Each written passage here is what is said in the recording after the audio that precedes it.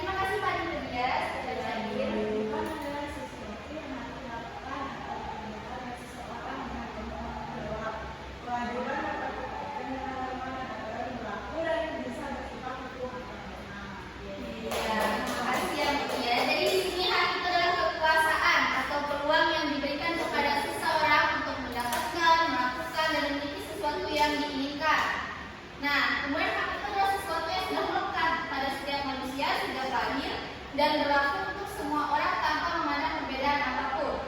Nah, kemudian kewajiban. Apa sih itu kewajiban? Kewajiban adalah sesuatu yang harus dilakukan atau dikerjakan oleh seseorang dengan penuh tanggung jawab. Kewajiban dapat dikaitkan dengan norma dan aturan yang berlaku dan bisa bersifat hukum atau moral. Paham anak-anak? Paham, Ibu. Iya. Nah, di sini ya, Ibu ada contoh video apa itu hak dan kewajiban, kalian tonton dulu ya. Ya, Bu.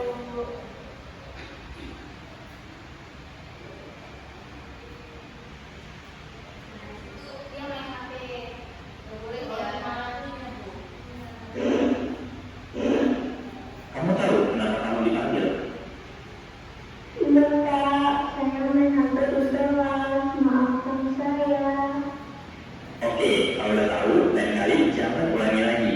Ingat, aturan sekolah ini kalau siswa tidak boleh memainkan HP saat pelajaran berlangsung. Semua ini demi kebaikanmu agar lebih konsentrasi belajar. Konsekuensinya, ada kamu bawa siswa sampai pulang sekolah ya. Terus Kak, saya minta maaf. Saya salah dan tidak akan mengulanginya lagi. Saya teman-teman namaku Sirayu Sunda Kanesu dari kelompok belajar menyelamatkan kewajiban. Situasi seperti tadi pernah terjadi ya di sekolah. Apakah kalian pernah mengalaminya sendiri?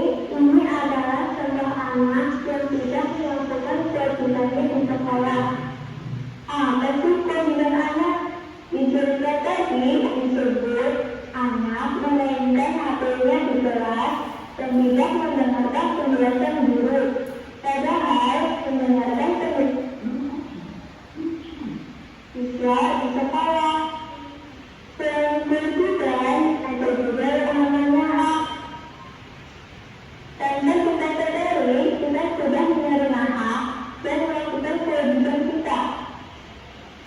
Contoh hak yang kita terima dalam kehidupan sehari-hari, misalnya ketika orang tua menyekolahkan kita atau saat kita diperbolehkan bermain.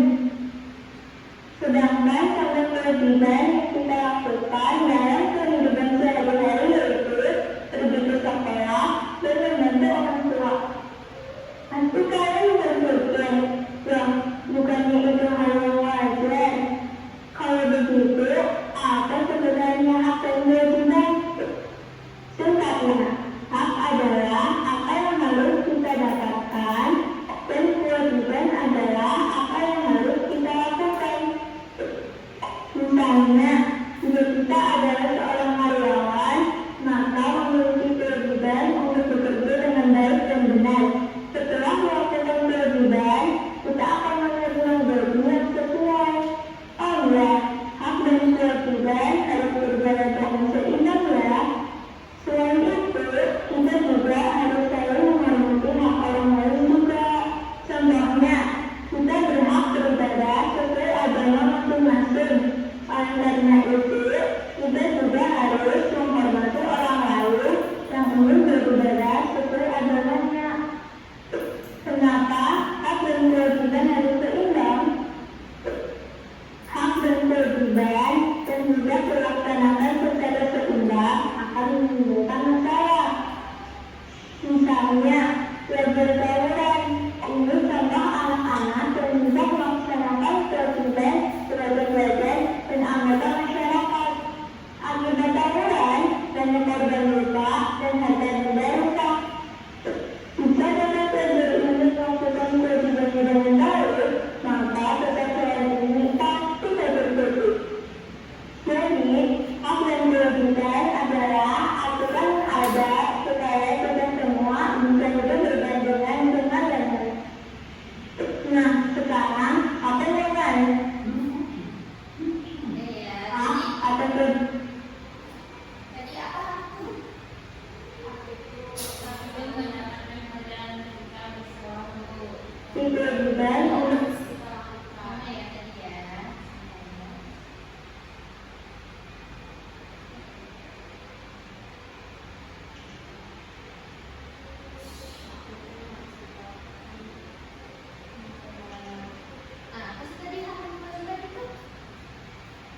yang harus kita lakukan, Bu?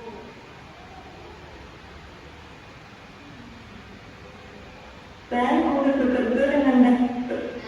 Misalnya, apa yang harus kita dapatkan dan Apa itu Kak? Hak adalah apa yang seharusnya kita dapatkan. Kemudian kewajiban itu apa? Apa yang harus kita lakukan. Paham ya? Nah, tadi contoh hak dan kewajiban di sekolah itu apa? Kita main HP di sekolah itu boleh apa enggak? Kamu jelaskan.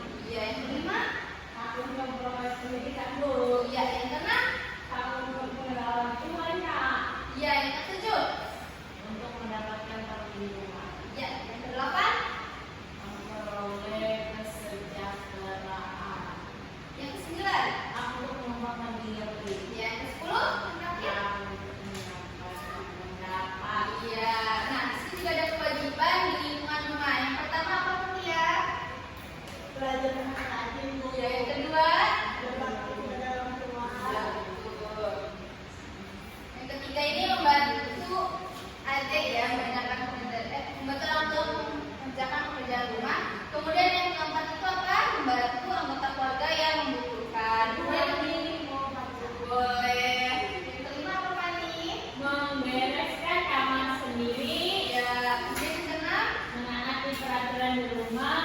Ya, yang ketujuh. Menghormati orang tua dan seluruh anggota keluarga. Ya, yang kedelapan. Mendoakan orang tua dan seluruh anggota keluarga. Ya, yang kesembilan. Menjaga nama baik keluarga. Nah, yang kesepuluh. Akur dengan saudara. Ya, nah kalian di rumah aku nggak sama saudara? Saya Lalu ya, menjaga Bu, dia sengaja dengan nama terus.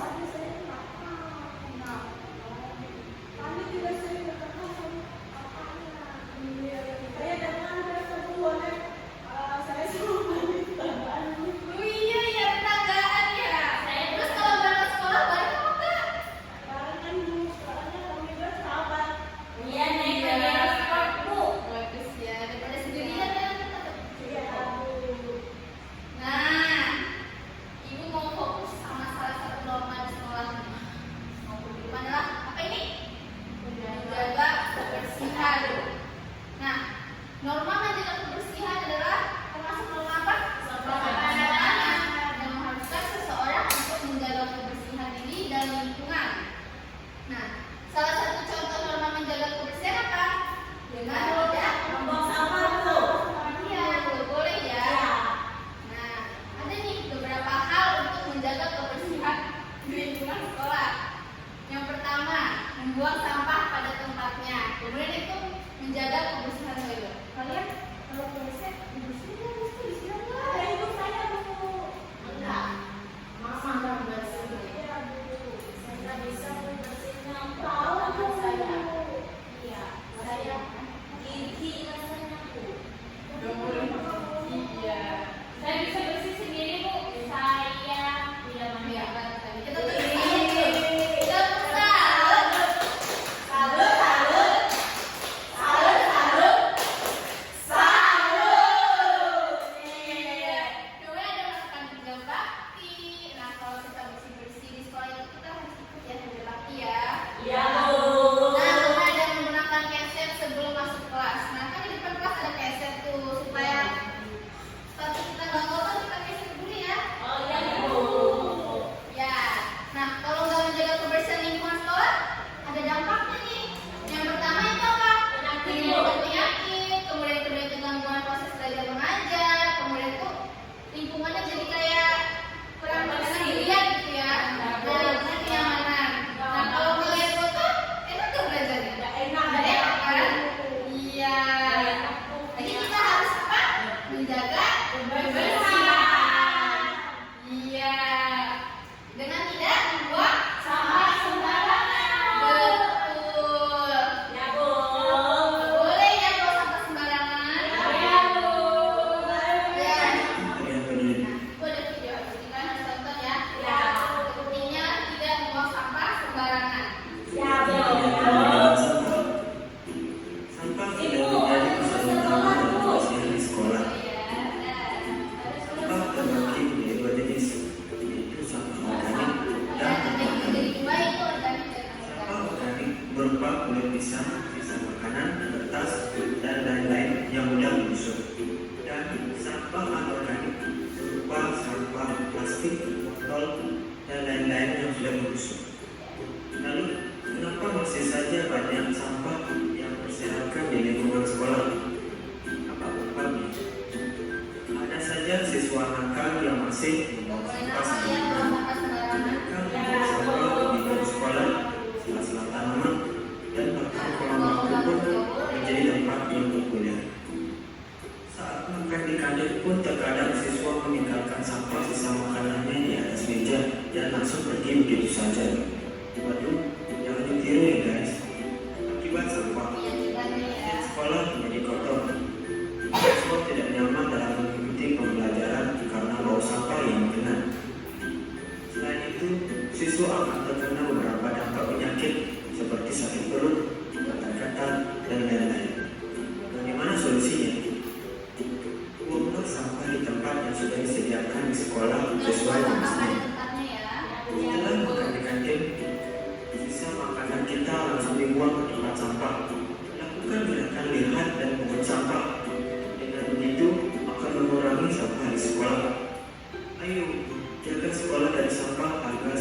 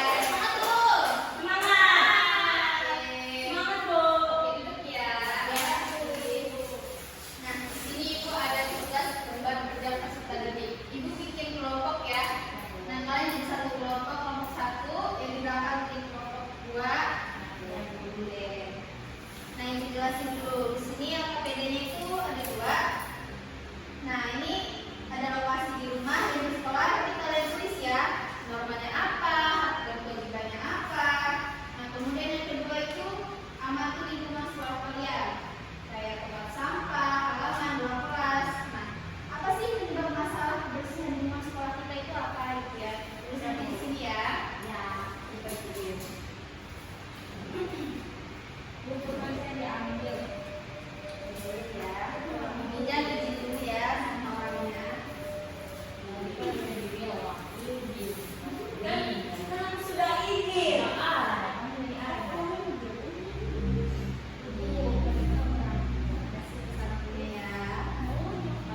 Jadi kasih waktu 10 menit cukup gak kira-kira? Cukup, Bu. Oke, bedain ya sama kelompoknya.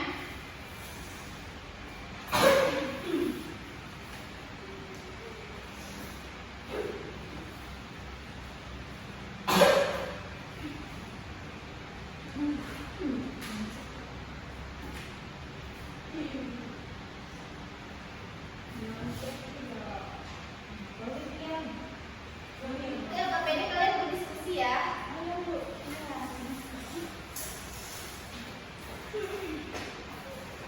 Gak ada ini di sekolah, ini di rumah.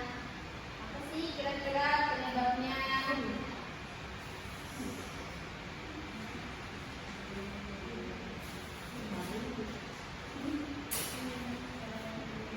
Nah, solusinya apa? Kerjasama ya kerjanya ya. Semuanya boleh berpendapat.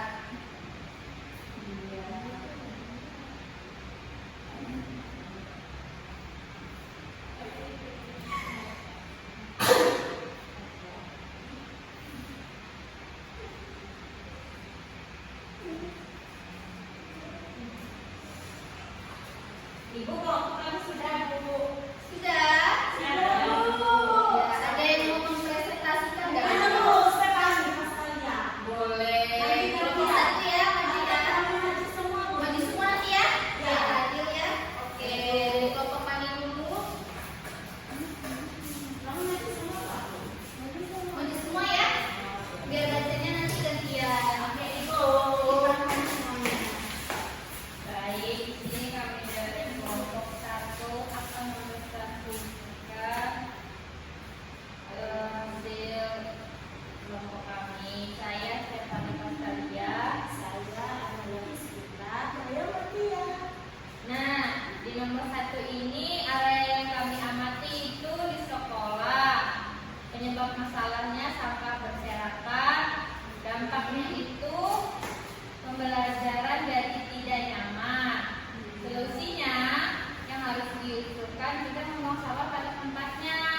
Terus nomor 2 itu saya Mel. Yang kedua yang diamati itu adalah toilet sekolah. Nah, penyebab masalahnya itu tidak disiram setelah digunakan. Nah, yang dampaknya itu bau yang tidak sedap. Nah, solusi yang diusulkan yaitu bikin poster arahan, yaitu cara penggunaan toilet yang benar. Selanjutnya itu ada ruang kelas. Penyebabnya itu sampah di kolong meja dan apa ini tadi? Debu. Oh iya, meja dan debu. Lalu dampaknya tidak nyaman untuk belajar.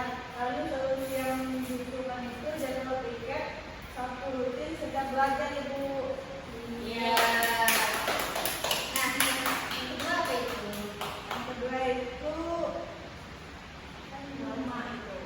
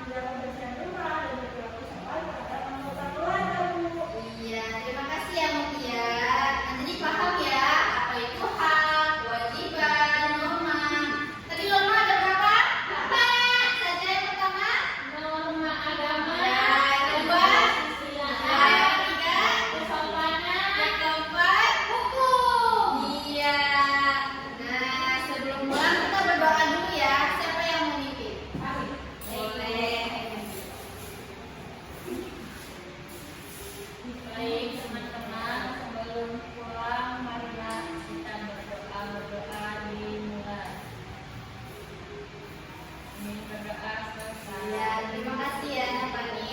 Ya, Nah, bukunya dimasukin ke dalam tas ya, dirapi-rapiin. Ya, makasih ya anak-anak sudah serius buat belajar hari ini. Ya, terima kasih ya anak-anak dan selamat pagi semuanya. Pagi ibu berdiri.